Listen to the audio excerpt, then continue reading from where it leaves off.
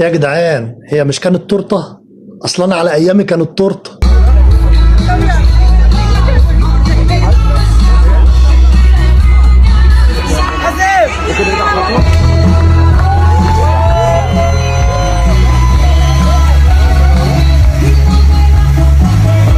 اهدى عريس، اهدى عريس واتك على العقل كده، ما ينفعش.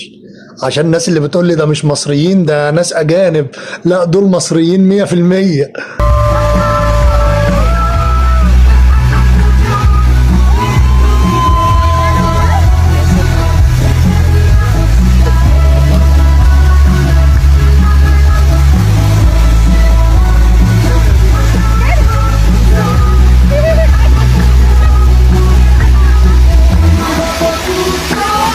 يا عروسة عمالة تتنططي ليه؟ فهمينا بس في ايه؟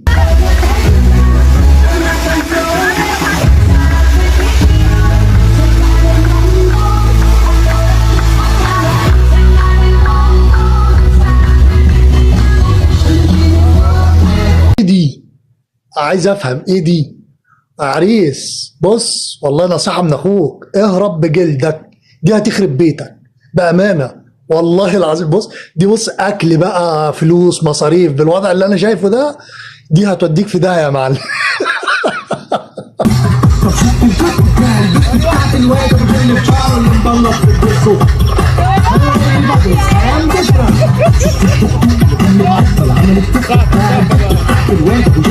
على فكرة دي شكلها عندها مشكلة، العروسة دي عندها مشكلة. ايه ده؟ ايه الرقصة دي بجد؟ ايه الرقصة دي؟